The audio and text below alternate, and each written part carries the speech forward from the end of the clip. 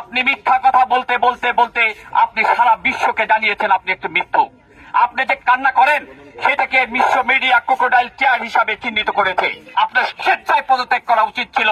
প্রতিবাদ জানাবো আমাদের শহীদ যারা এই নবপ্রজন্মের মুক্তিযুদ্ধ করছে, তাদের মধ্যে যারা শহীদ হয়েছে তাদেরকে স্মরণ করে, এবং ধিক্কার জানাবো আমরা যে প্রধানমন্ত্রী, যে রাষ্ট্রের অভিভাবক সে মিথ্যা বলে যাচ্ছে, সেইগুলিকে ধিক্কার জানানোর জন্য আজকে আমরা দাঁড়িয়েছি।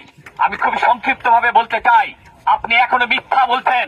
আপনি মিথ্যা কথা বলতে বলতে বলতে আপনি সারা বিশ্বকে জানিয়েছেন আপনি একটু মিথ্যু। আপনি যে কান্না করেন সেটাকে বিশ্ব মিডিয়া ক্রোকোডাইল টিয়ার হিসাবে চিহ্নিত করেছে। সঙ্গত কারণে আমরা বলতে চাই, আপনি এখন উল্টে দিয়েছেন আপনার বয়ান।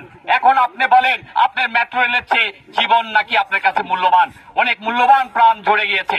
অথচ ধিক্কার জানাতে চাই, আপনি এখনো শহীদদের লিস্ট করতে পারেননি।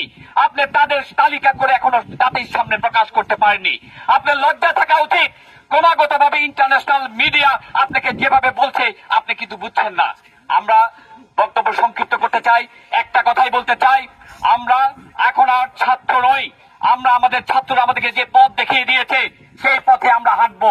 আমরা অভিভাবকরা হাঁটবো, আমরা শিক্ষকরা হাঁটবো, আপামর জনতা হাঁটবো। আমরা মনে করি আপনি এই রাষ্ট্র বিনির্মাণে একটি বাধা হিসাবে আমাদের সামনে উপনীত হয়েছেন। আজকে কয়টা দিন যাচ্ছে আপনার একটুকু অনুশোচনা হচ্ছে না। সঙ্গত কারণে আমরা মনে করি আপনার বিদায় ছাড়া এই দেশ আর শান্তি পাবে না। সঙ্গত কারণে আমরা আপনাকে বিদায় করে থাকবো যতক্ষণ পর্যন্ত আপনার হুঁশ হবে না।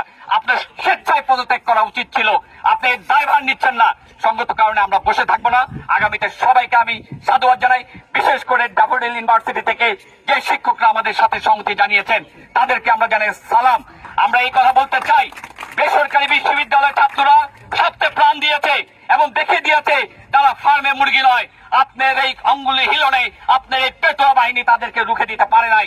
সঙ্গত কারণে আগামীতে সকল শিক্ষা প্রতিষ্ঠান, সকল সবাই আমরা যদি এইভাবে জেলে নিতে থাকেন, আমরা স্বেচ্ছায় কারাবরণ করব। দরকার হলে আমরা সবাই জেল ঘেরাও করবো, তবুও আমাদের ছাত্রছাত্রীদের নিরাপত্তা দিতে আমরা কুণ্ঠাবোধ করবো না।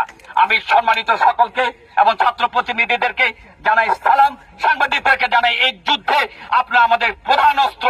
আপনাদের মিডিয়ার মাধ্যমে সারা বাংলাদেশকে, সারা পৃথিবীকে জানিয়ে দেন বাংলাদেশে জেনোসাইড হচ্ছে, বাংলাদেশে গণহত্যা হয়েছে, এবং আগামীতে এই সরকার যতক্ষণ পর্যন্ত যাচ্ছে না এইটার দাগ মুছবে না। ধন্যবাদ সবাইকে।